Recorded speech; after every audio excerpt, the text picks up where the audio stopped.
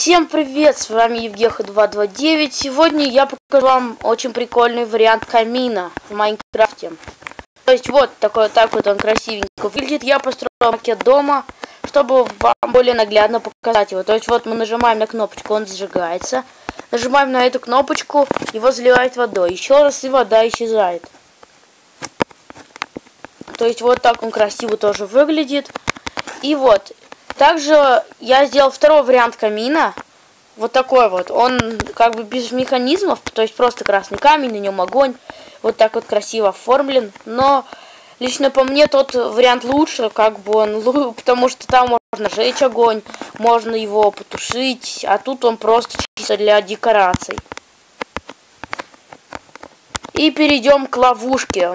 Напоминаю, что в каждом видео вы увидите интересную постройку и две веселых, прикольных, интересных ловушечки. То есть вот так вот выглядит ловушка. Сюда можно поставить сундук-ловушку, к примеру, вместо кнопки. То есть вот чувак идет, он нажимает на кнопку и проваливается.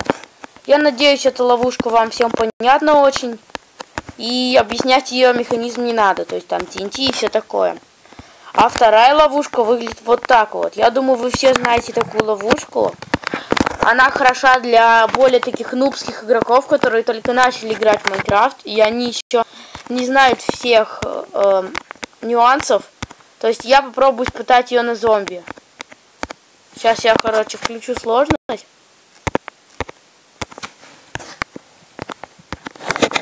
И вот, сейчас мы заспауним тут зомби.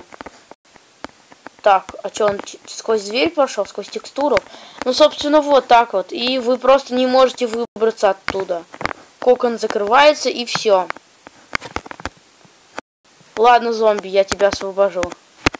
Но мне придется тебя убить.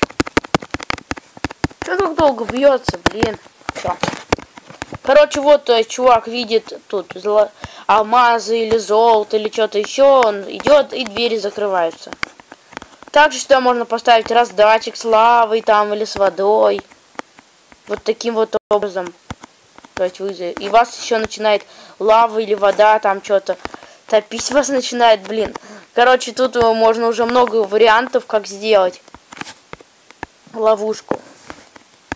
Если вам понравилось это видео, ставьте лайки, подписывайтесь на канал. Всем до новых встреч, пока!